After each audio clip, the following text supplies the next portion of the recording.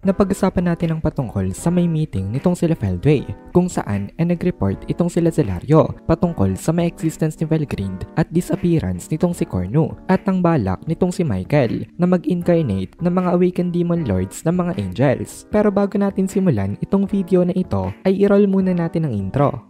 Hello everyone and welcome to my channel, ang inyong source ng Tagalog na Tansura Contents. Sa channel na ito ay pinag-uusapan natin ang mga nangyayari sa may Tansura universe. So without further ado, let's get into the video.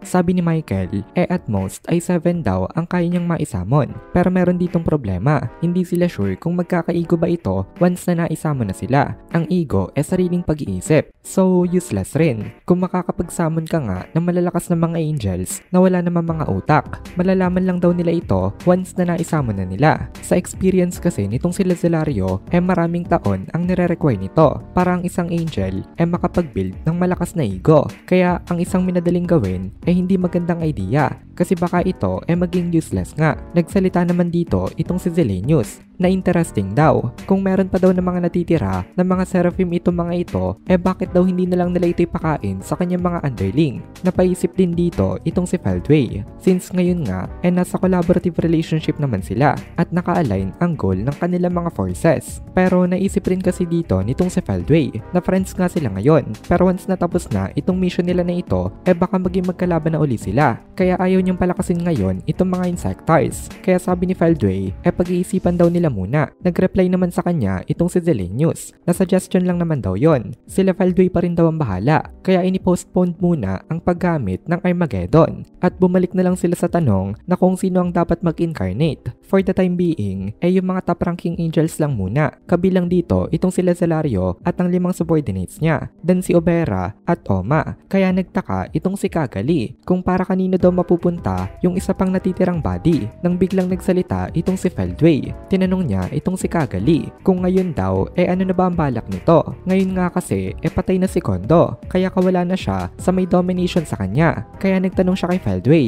kung hahayaan daw ba niya na makalaya sila. Nakarinig siya dito ng isang surprising response na pwede naman daw. Pero pagkatapos na daw ng ritual, naging useful na daw itong si Kagali sa kanila. Kaya kung gusto daw nitong si Kagali, ita-teleport pa sila pabalik sa Earth nitong si Feldway. Nagulat itong si Kagali dito dahil hindi niya ito inakala. Ang ina-expect niya daw kasi hindi ito papayag. Actually, handa nga daw siyang maparusahan o kaya naman ma-locked up.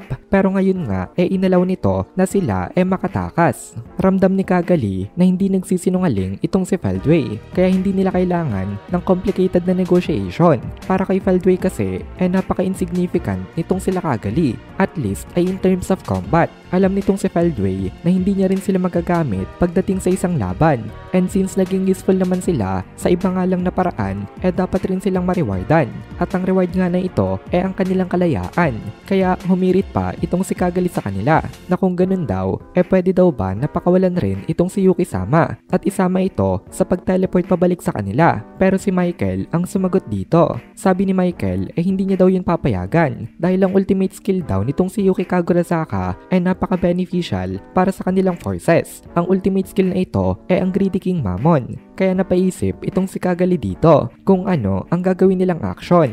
Then nagsalita uli itong sa Feldway na since hindi daw pumayag itong si Lord Michael dito hindi daw pwede. Ang pwede lang daw na palayain sa kanila itong sila Kagali kasama ng 2 subordinates niya. Ito naman ay sila Tyr at Footman. Pwede niyang i-teleport na sila agad sa kanilang pinanggalingan. Pero merong magiging problema. Pag ginawa daw agad ni Feldway yon, baka daw mapasapanganib lang sila. Galit daw kasi siya sa mga tao sa mundo. Kaya papatayin niya daw ang majority sa mga ito. And once na umatake na sila, malakihan na itong gera. Mai-eliminate daw ang lahat ng mga hadlang sa kanila. Ito daw ay punishment sa mga nang betray kay Feldanava-sama. Kapag bumalik daw agad itong sila Kagali sa may Earth, baka mapasama daw sila dito. Casually na sinabi ito nitong si Feldway. Kaya nakaramdam ng chill itong si Kagali. Kasi ang ibig sabihin nito affected ang buong mundo. In other words, wala rin talaga silang tatakasan. At sa nakikita nitong si Kagali ngayon, possible talaga itong sinasabi ni Feldway kasi nakikita niya na talagang powerhouses itong mga naandito at kapag nag-rampage itong mga ito magkakos talaga ng napakalaking destruction. I-remember natin ang goal nila kagali. Ito ay ang mag-create ng isang masayang country kung saan mabubuhay sila ng mapayapa nitong sila Footman at ang nakikita niya ngayon imposible ito mangyari at ang masakit pa nun wala siyang magagawa patungkol dito dahil wala siyang enough na power para magdala ng pagbabago. Kaya ang naisip niya ngayon i-prioritize ang kanilang survival. And maybe one day, makakamit din nila ang matagal na nilang pangarap. Pero para mangyari nga yun, kailangan muna nila makasurvive. So ang ginawa ni Kagali, nag-request siya kay Michael na ibigay na lang daw sa kanya ang natitira pa na isang undead elf body at i-allow siya nito na mag-carry ng isang seraphim para ma-boost ang kanyang magic power. And in exchange, magiging loyal siya kay Michael.